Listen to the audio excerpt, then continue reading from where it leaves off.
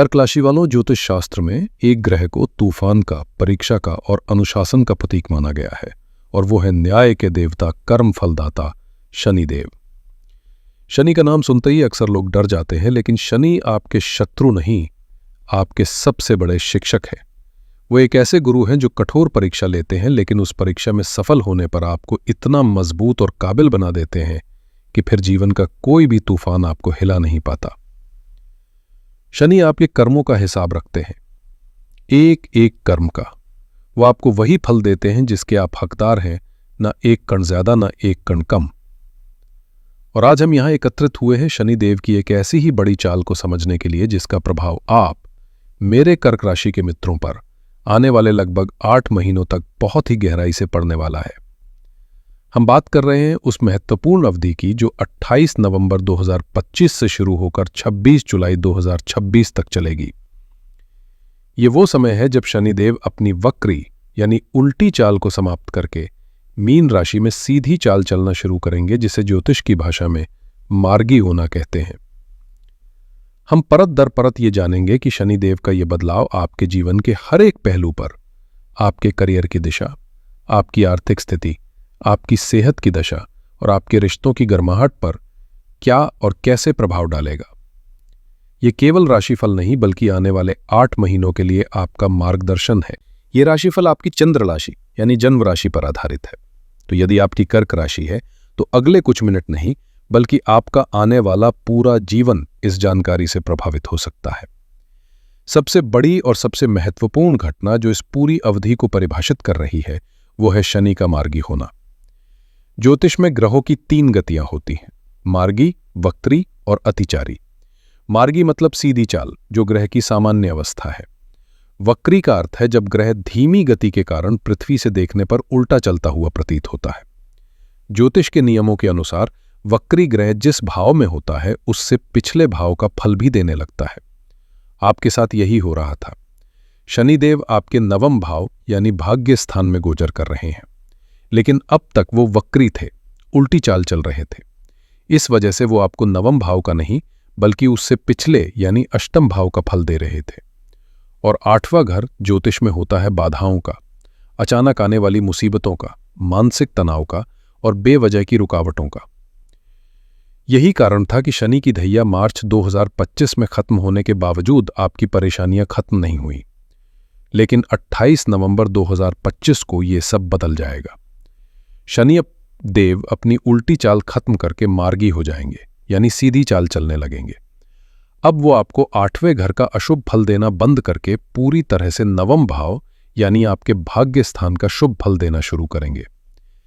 ये ऐसा है मानो आप एक भारी गाड़ी को चढ़ाई पर धकेल रहे थे और अब अचानक से वो गाड़ी ढलान पर आ गई है।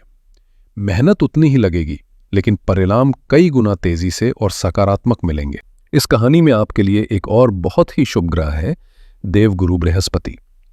गुरु को ज्योतिष में सबसे शुभ ग्रह माना गया है, जो ज्ञान, सौभाग्य और मान सम्मान के कारक है। और इस अवधि में गुरु आपके लग्न यानी पहले घर में ही विराजमान है, और वो भी अपनी उच्च राशि कर्क में। यह ज्योतिष का एक बहुत ही शक्तिशाली राजयोग हंस महापुरुष योग बनाता है। ये योग आपके आत्मविश्वास, आपकी निर्णय क्षमता और आपके स्वास्थ्य को नई ऊंचाइयों पर ले जाएगा। और सबसे खूबसूरत बात यह है कि लग्न में बैठे बृहस्पति की सीधी दृष्टि आपके भाग्य स्थान में बैठे शनि पर पड़ रही है। गुरु का अमृत समान आशीर्वाद शनि के शुभ फलों को कई गुना बढ़ा देगा। लेकिन हर कहानी में एक चुनौती भी होती है, और इस समय में वो चुनौती है राहु ग्रह। राहु इस पूरी अवधि में आपके अष्टम भाव में गोचर कर रहे हैं, जो अचानक होने वाली घटनाओं, छिपी हुई परेशानियों और स्वास्थ्य समस्याओं का घर है। इसका मतलब है कि जहां भाग्य आपका हर कदम पर साथ देगा, वहीं राहु आपको बीच बीच में अचानक झटके देकर सावधान रहने की चेतावनी भी देते रहेंगे। तो कुल मिलाकर ये अवधि संघर्ष से सौभाग्य की यात्रा है।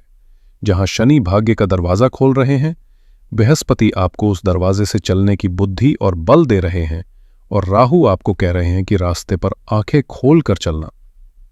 चलिए सबसे पहले आपके करियर की बात करते हैं, क्योंकि सबसे ज्यादा परेशानियां शायद आपने यहीं झेली हैं। अब यहां आपको भाग्योदय यानी राइज ऑफ फॉर्चून का सीधा अनुभव होगा।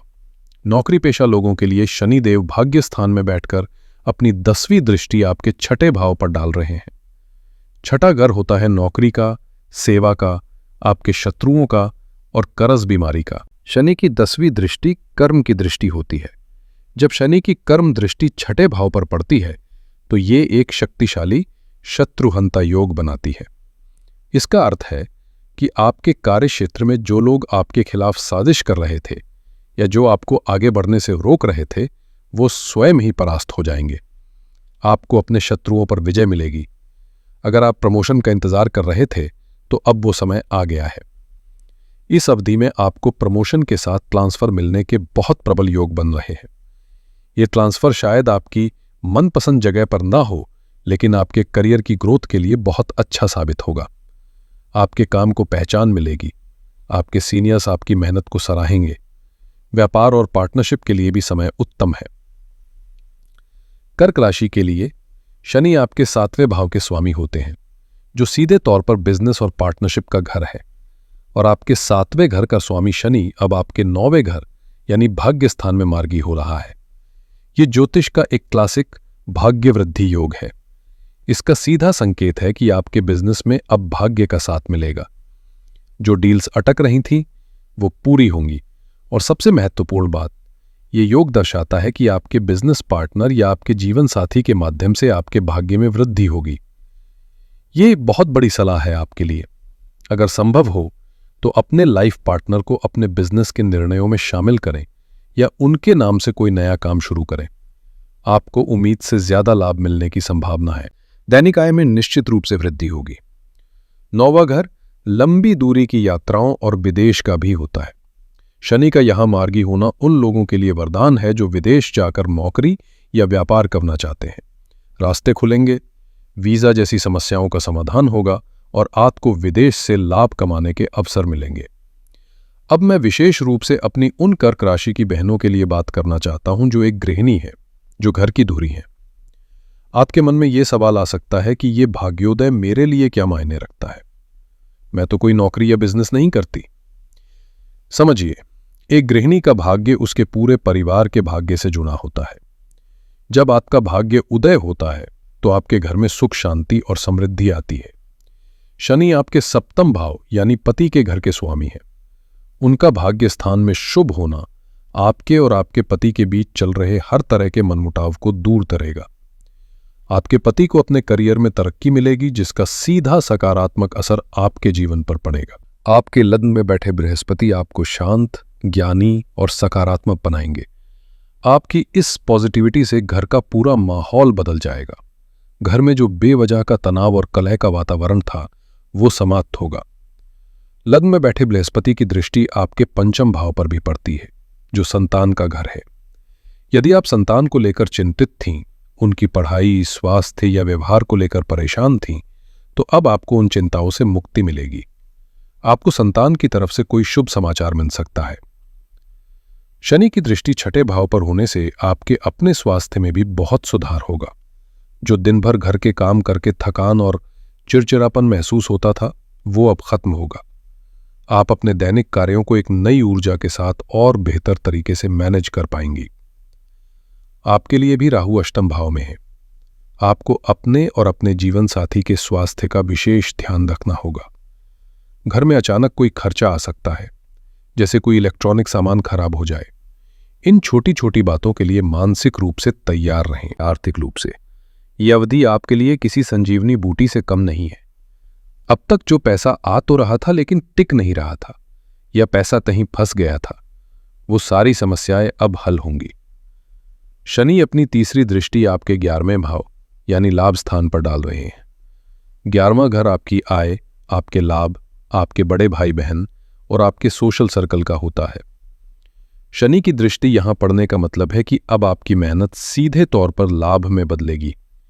आय के नए नए स्रोत खुलेंगे। कुछ लोगों को अचानक से कोई बड़ा आर्थिक लाभ भी हो सकता है, जैसे कोई पुरानी इन्वेस्टमेंट अच्छा रिटर्न दे दे या प्रॉपर्टी से फायदा हो जाए। सबसे बड़ी बात, जो पैसा आपका कहीं फंस गया था, जिसके मिलने की आपने उम्मीद छोड़ दी थी, उसके वापस मिलने के भी प्रबल योग बन रहे हैं। आप अब पैसा बचा भी पाएंगे। लेकिन यहां आपको राहु की चाल को समझना होगा।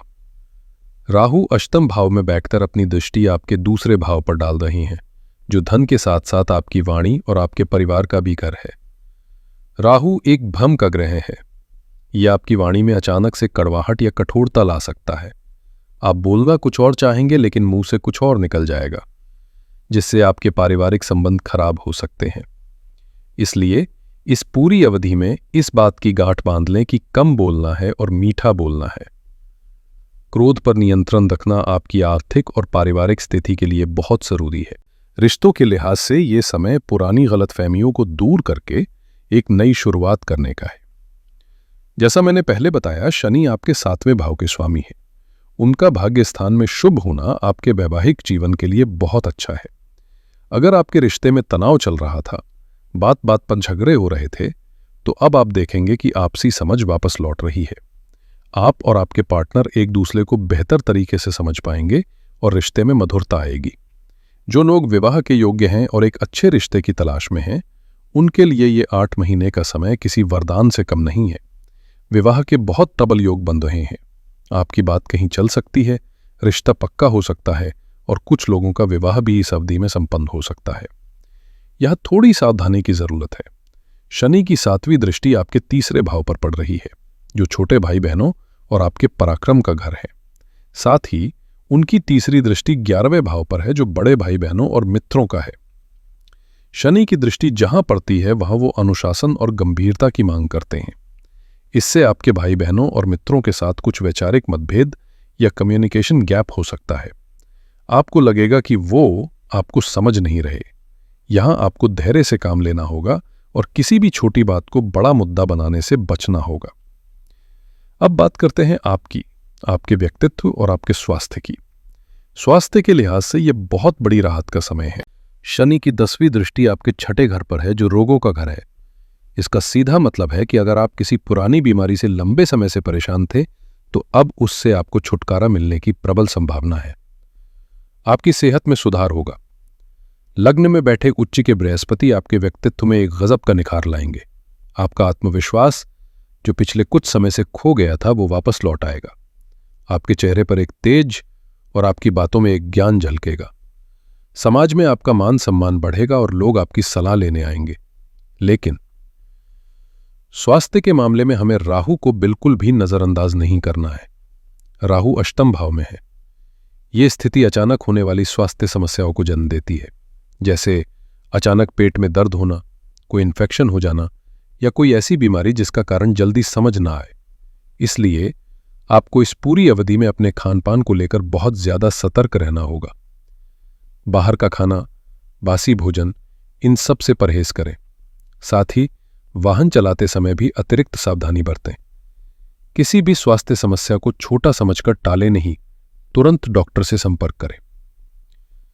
तो दोस्तों, इस पूरे विश्लेषण का सार क्या है? कहानी यह है कि आपके जीवन की गाड़ी, जो अब तक एक मुश्किल चढ़ाई पर थी, वो अब एक खूबसूरत ढलान पर आ चुकी है। सबसे बड़ा पॉजिटिव यह है कि यह संघर्ष की समाप्ति और भाग्योदय का समय है। शनि का मार्गी होना आपके रुके हुए काम बनाएगा, करियर में तरक्की देगा, आर्थिक लाभ कराएगा, और बृहस्पति का लग्न में होना आपको सही निर्णय लेने की शक्ति और मान सम्मान देगा। सबसे बड़ा चैलेंज है अष्टम भाव का राहु। यह आपको अचानक स्वास्थ्य समस्याएं, वारी में कठोरता और बेवजह का मानसिक भय दे सकता है। कुछ तारीखें याद रखें। 28 नवंबर 2025 ये डी-डे है। इस दिन से आपके अच्छे समय की औपचारिक शुरुआत हो रही है। और 26 जुलाई 2026 तक शनिदेव मार्गी रहेंगे, इसलिए यह पूरी अवधि आपके लिए भाग्यशाली है।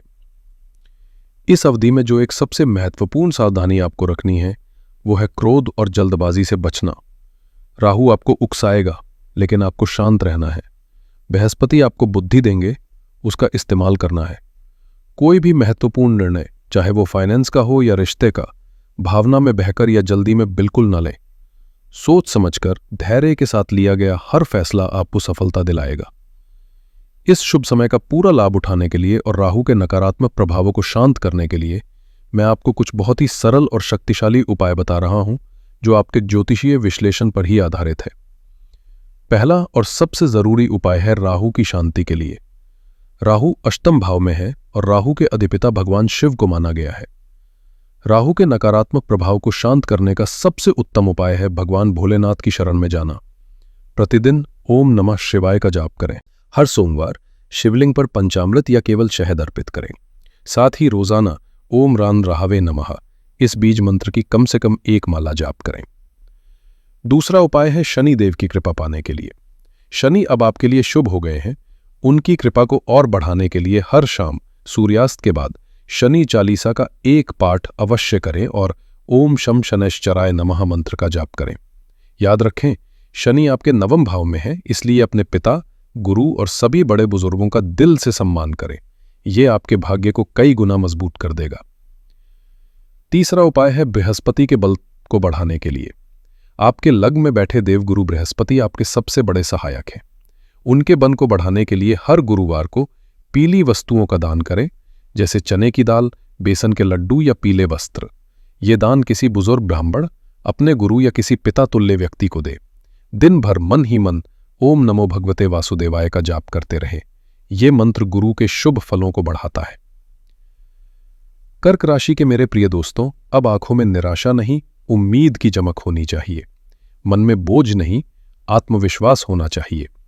ये समय आपके पिछले कई सालों के धैर्य, आपकी मेहनत और आपके आंसुओं का इनाम पाने का है। ग्रहों का आशीर्वाद पूरी तरह से आपके साथ है। बस आपको कर्म के पथ पर पूरी सकारात्मकता के साथ आगे बढ़ते रहना है। मुझे पूरी उम्मीद है कि ये जानकारी आपके आने वाले 8 महीनों की योजना बनाने में आपकी मदद करेगी। अगर आपको ये वीडियो अच्छी लगी हो, अगर आपको इससे कोई मार्गदर्शन मिला हो, तो इस वीडियो को लाइक जरूर करें। अपने कर्क राशि के सभी दोस्तों और परिवारजनों के साथ इसे शेयर करें और इस चैनल को सब्सक्राइब करना ना भूलें, ताकि हम भविष्य में भी जुड़े रहें। आप सभी का आने वाला समय मंगलमय हो, इसी प्रार्थना के साथ मैं आपसे विदा लेता हूं। हर हर महादेव।